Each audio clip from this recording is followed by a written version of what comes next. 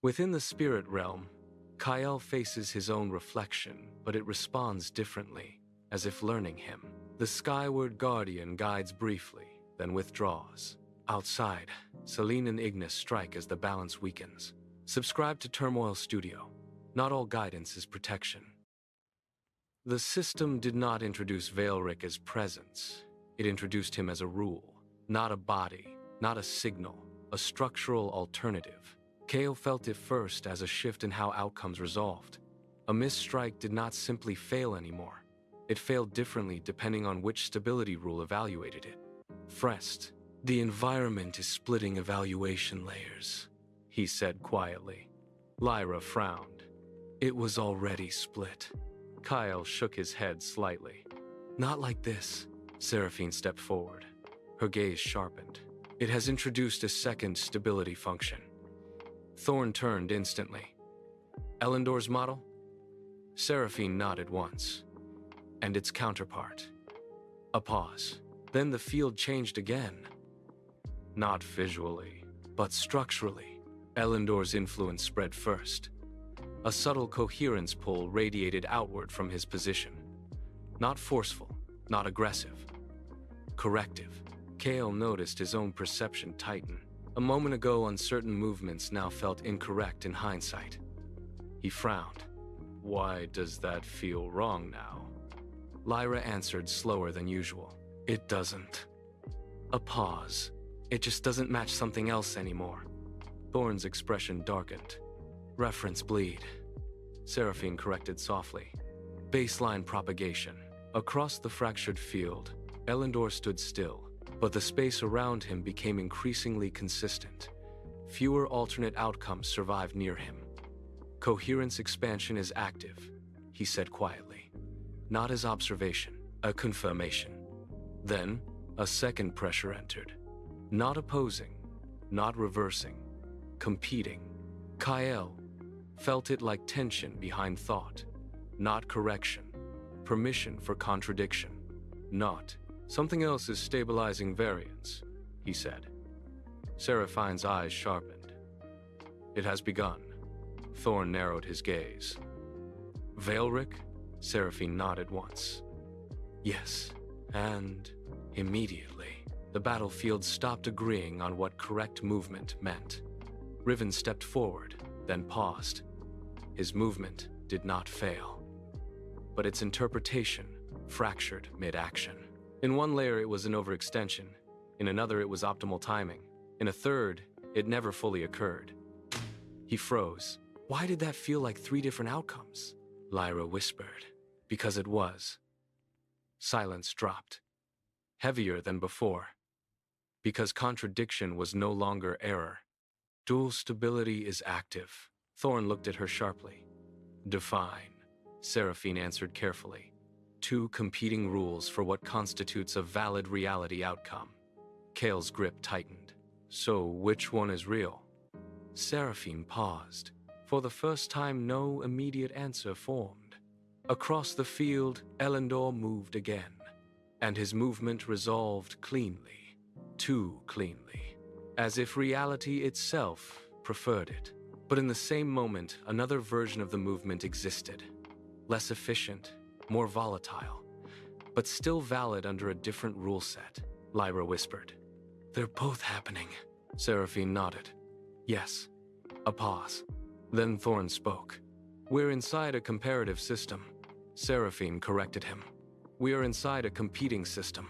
That difference mattered, because comparison implies judgment. Competition implies survival. And above them, the system began reinforcing divergence boundaries between both models, not separating them further, but sharpening their contrast. Kael felt it like pressure on identity itself. Not physical, structural, like his actions were being evaluated twice at once, each time under a different law. I can't tell what my timing is anymore, he said quietly. Lyra answered. You have two timings. Riven exhaled sharply. That makes no sense. Seraphine replied softly. It does under dual stability logic. Then Elandor turned slightly, not toward them, but toward the field itself. The system is no longer selecting outcomes, he said quietly. A pause. It is selecting stability strategies. Kael looked at him. Meaning? Elandor answered without hesitation. One model reduces variance. The other preserves it under control. A silence followed that redefined everything. Because neither model was correct, they were functional. Thorn stepped forward slightly. So what determines which one persists? Seraphine's voice lowered. Efficiency under sustained contradiction load. Lyra frowned. That sounds like survival math. Seraphine nodded. It is. And then the system enforced its first comparative stress event. A single action occurred in the battlefield, but it resolved twice. Once under Elandor's stability rule. Clean. Minimal deviation. High coherence. Once under Vaelric's stability rule. Unstable trajectory, but maintained continuity through controlled contradiction.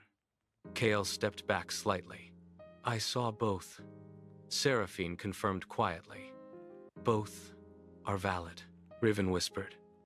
That's impossible. Lyra answered. It already happened. Silence. Above them, Arletha's doctrinal layer did not speak, but something within the system adjusted, not choosing, waiting.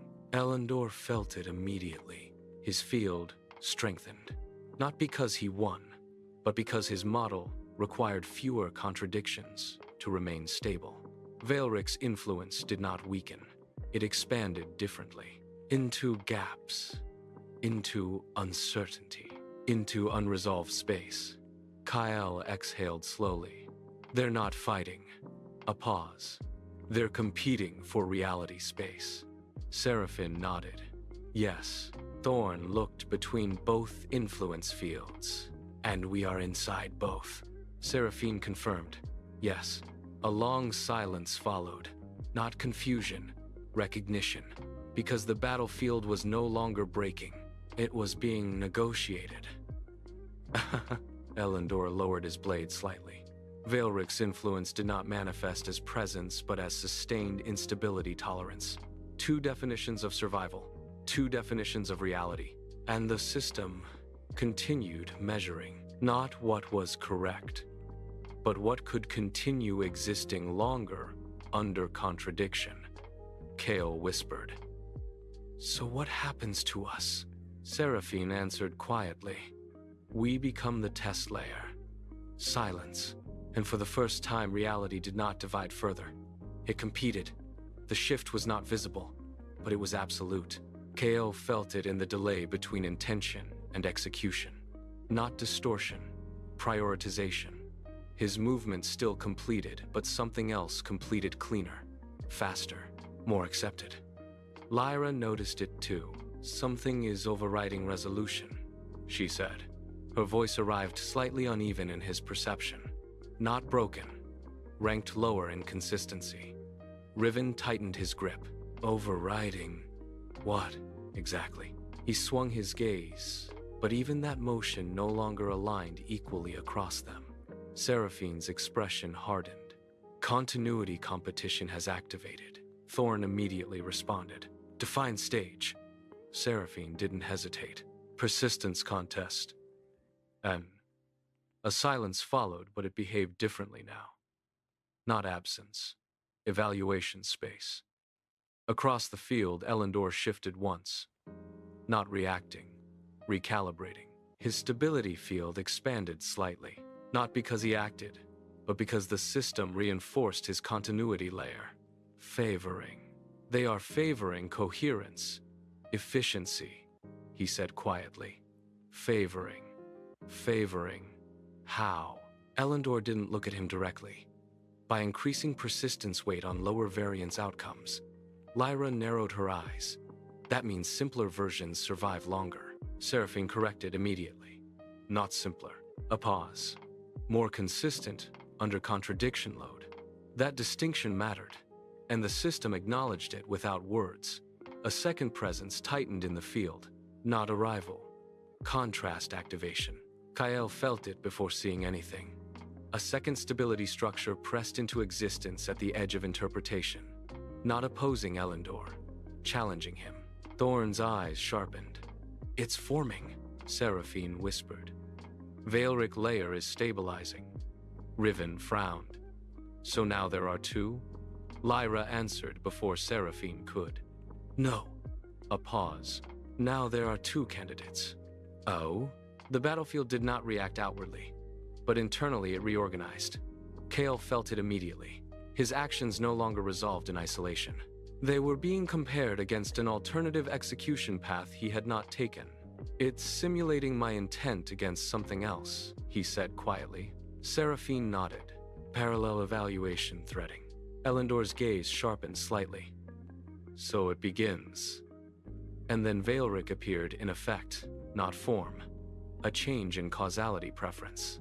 A different outcome began resolving before Kael's actions fully completed. Not faster, not delayed. Competing. Kael swung his blade, but the strike resolved into two valid continuities. One that landed, one that never fully committed. He froze slightly. "That didn't split," he said. "It chose." Seraphine's voice dropped. "Yes. The system is selecting dominant outcomes per interaction layer." Riven stepped back instinctively. "So what happens to the losing version?"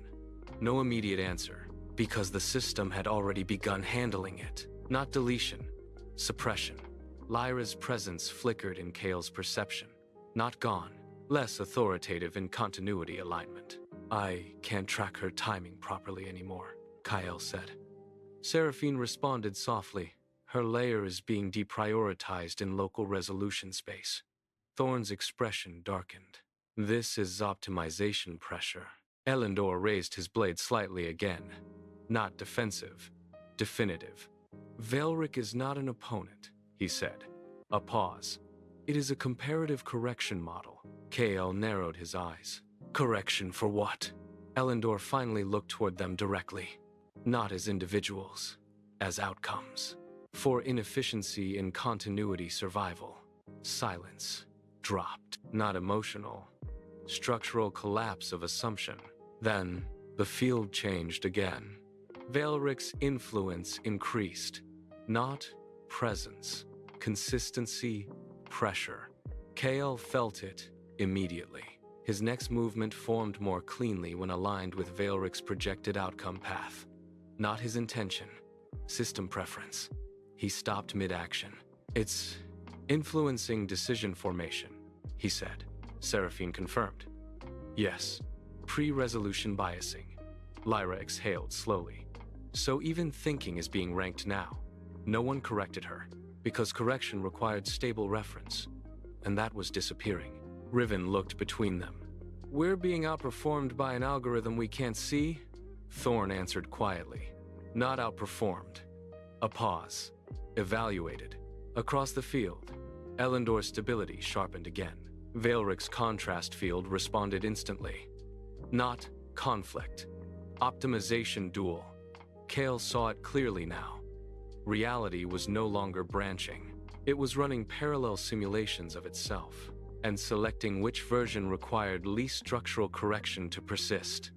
"This is ranking," he said. Seraphine nodded once. "Yes," Lyra whispered. "So we're not real-time anymore," Seraphine corrected softly. "We are post-filter real-time." That phrase changed everything, because it meant not all present moments were equally allowed to remain. A shift passed through Kael's perception. One of his earlier movements now felt slightly less primary than another version of him not moving at all. He exhaled sharply. "It's collapsing optionality." Elandor's voice came quietly. "No." A pause.